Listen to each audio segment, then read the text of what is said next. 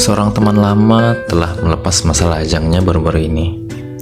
Teman masa kecil yang di rumahnya saya banyak menghabiskan waktu melarikan diri. Saya tak pernah menyangka ia menjatuhkan pilihan kepada seorang perempuan dari kampung halaman. Ya, terlepas dari perempuan itu memang idaman para lelaki di kampung. Teman saya itu sebenarnya punya pacar dari kota lain. Masa kuliahnya juga dihabiskan dengan menjalin hubungan dengan perempuan yang berasal dari jurusan kedokteran. Sekilas, ia pernah menyuarakan keraguan dengan hubungan itu. Apalagi keluarga pacarnya berasal dari golongan yang berada. Tahu sendiri kan? Ya, meskipun keluarga temannya itu juga tidak bisa dikatakan berada di bawah kelas pacarnya. Saya mengenal lantai-lantai keramik di rumahnya, akrab pula dengan loteng rumahnya. Tak jarang saya harus memanggilnya karena pembeli yang kadangkala datang ke toko rumahnya mengganggu masa-masa saya sering main PS di rumahnya itu. Ya, gimana lagi? Ibunya berstatus PNS dan membangun toko di rumahnya sendiri. Bahkan di pasar kampung kami dia punya lapak. Ya, itu aja sih. Keluarganya sepertinya punya standar yang lebih tinggi. Mereka kan juga tinggal di Wamena. Mungkin agak susah kalau nanti di titik pernikahan. Katanya, di waktu yang sudah teramat sangat lama. Kali itu giliran ia yang mengunjungi rumah saya karena tahu ayah saya sedang terbaring sakit. Kisah kasihnya yang berujung dengan junior di kampung kami tentu membuat saya tersenyum cukup lebar. Saat menuliskan ini pun masih tak bisa menahan senyuman itu sih sebenarnya. Saya tak pernah menyangka masa lajangnya akan berakhir di kampung halaman sendiri. Berujung pada perempuan yang barangkali hanya sempat kenal muka semasa sekolah. Kalau diingat-ingat, kami tak pernah menyinggung-nyinggung perihal perempuan itu di setiap perbincangan ala lelaki kami. Atau mungkin saya yang lupa ya? Sebenarnya hal serupa banyak terjadi dengan teman-teman yang lain. Ada teman yang berhasil mempersunting adik kelas primadona semasa sekolah dulu. Padahal tak ada irisan kisah asmara semasa mereka bersekolah. Kami di zaman sekolah. Selepas kerja, ternyata keduanya bertemu, kembali mengulur masa lalu kemungkinan, dan menjalin hubungan yang lebih dekat. Dan akhirnya bersepakat bahwa mereka akan menyatukannya lewat hubungan pernikahan. Terus, ada pula sahabat perempuan yang memutuskan bekerja seadanya di kampung halaman selepas kuliah. Dia bekerja di sebuah puskesmas. Lantas entah bagaimana caranya bertemu kembali dengan mantannya semasa sekolah. Lalu keduanya memperbaiki hubungan satu sama lain dan mengukuhkan juga dalam hubungan pernikahan. Lantas ada teman lainnya juga, seorang senior yang hatam dengan banyak perempuan.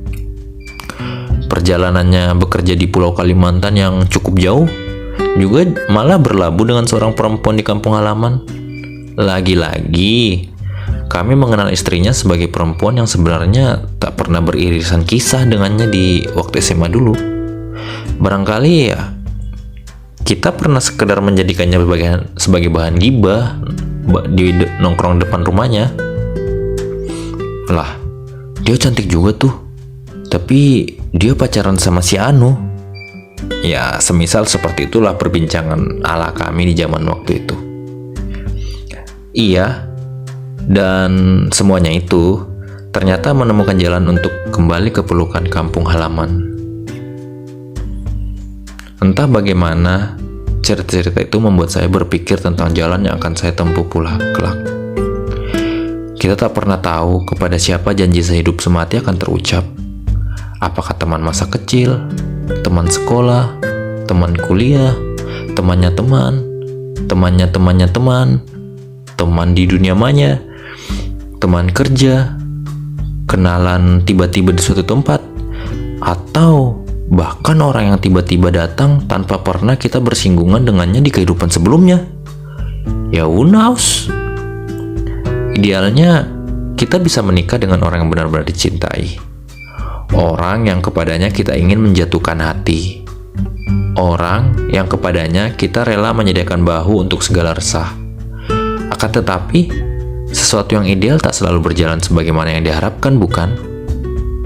Saya teringat dengan kata salah satu seniman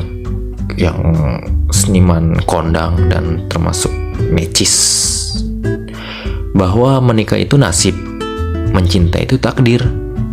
Kamu dapat berencana menikah dengan siapa, tapi tak bisa rencanakan cintamu untuk siapa. Nah, saya pernah mendapatkan arah serupa dari Bunda setelah patah hati yang teramat patah. Bunda saya itu bukan ibu kandung saya, cuman saya telah menganggap orang ini sebagai bagian dari orang tua saya.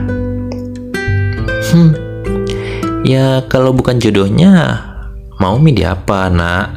Cari saja yang dekat-dekat kalau mau menikah, tidak apa-apa. Itu anaknya si Anu juga baik kok. Kalem orangnya, nanti kalau jauh begitu Bunda sudah tidak kuat lagi mengantar loh. Candanya di dapur. Ya dengan logat sebagaimana orang Sulsel pada umumnya. Kebetulan saya saat itu baru saja break dengan orang yang teramat jauh. Kan ya kalau sudah soal perasaan, kita tidak bisa memilih dengan siapa. Bayangkan saja muka saya memelas dengan mengatakan itu. Sebenarnya Bunda tahu betul bagaimana kisah LDR lintas pulau itu kandas. Padahal saya pernah memperkenalkan perempuan itu dari ujung telepon, sekaligus membuatnya kesal setengah mati karena tiba-tiba mendengar suara Bunda di ujung telepon saya, bukan suara saya yang biasanya didengar di kontak saya.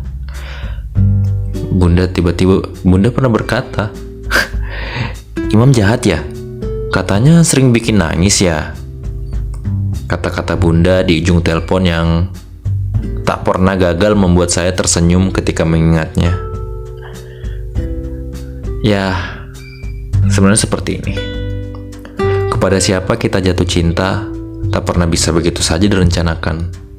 Bahkan, untuk orang yang belum pernah kita temui sekalipun, kita bisa jatuh hati dengan caranya bersuara, bercerita, tertawa, ya sampai caranya berbagi pikiran. Dari kisah-kisah itu, saya hanya mencoba mengamati bagian unik mereka, bahwa bagaimanapun jauhnya mereka berkelana, meninggalkan kampung halaman, muaranya tetap kembali ke rahim yang pernah membesarkan mereka. Mereka menjalani pekerjaan di sana, yang tentunya punya peluang lebih besar beririsan dengan orang atau kenalan dari masa lalu. Mereka yang menjalani pekerjaan di luar tetap menemukan pasangan yang ternyata menghubungkan mereka untuk pulang ke kampung halamannya. Bagi mereka, kampung halaman adalah sebaik-baiknya jalan yang mereka temukan. Tak ada lagi alasan untuk berbalik arah. Bisa jadi karena sudah terlampau lelah, sisanya lagi ya merasa tak ada yang salah. Toh, sejatinya mereka bisa menghangatkan diri dalam dua combo pulang sekaligus, yaitu rumah dan kekasih. Rumah sebagai tempat di mana mereka dilahirkan, kekasih sebagai tempat mereka akan merasa senantiasa pulang.